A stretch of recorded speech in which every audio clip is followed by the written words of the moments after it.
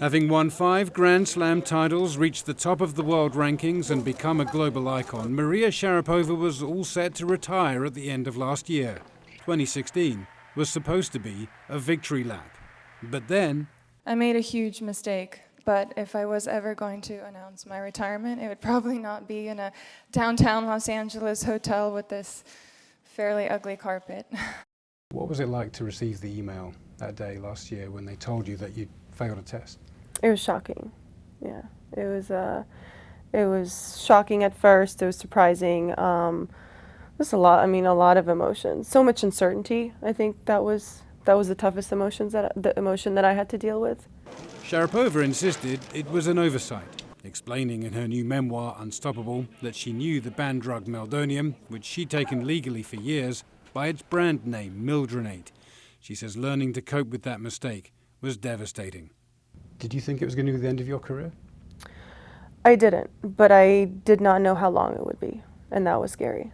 My mom had me when she was very young, so we've become very, very good friends. And during that time, I spent all my time was with her. And she literally held my hand for the month following once I found out I was going to be banned. What could have been a 4-year ban ended up being a 15-month suspension, but it was a long time to be out of the sport. Sharapova says she learned a lot in that time, including the fact that she wasn't ready to call it a day.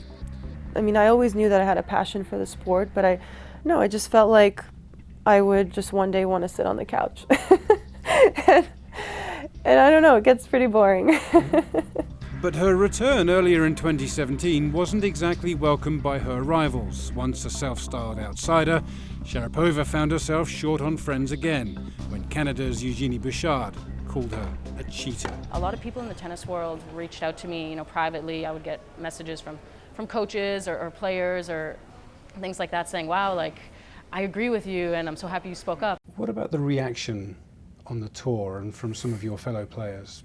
Because a lot of them have been pretty negative about you and your comeback. I think if the reaction was coming from fact, I think I would take them into account. But when the reactions come from just a personal opinion or things that are not based on facts, there's no time for me to think about that.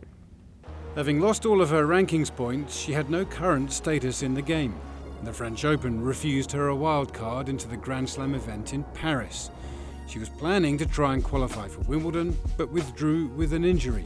The US Open, though, invited her to play, leading to an emotional showdown against a tough opponent, Simona Halep.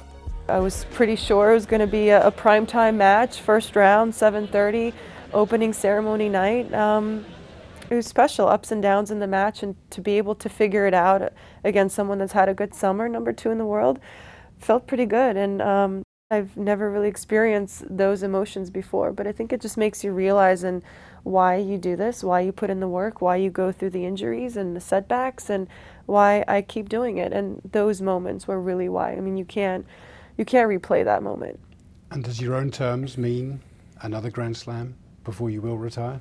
I don't know, and I like that feeling. I don't know if it's a Grand Slam. I don't know if it's another victory. I don't know if it's a personal victory. All I know is what I'm capable of. I know how much desire I have, and I still feel like I have a lot to bring. I have a lot to bring on the court, and I really want to.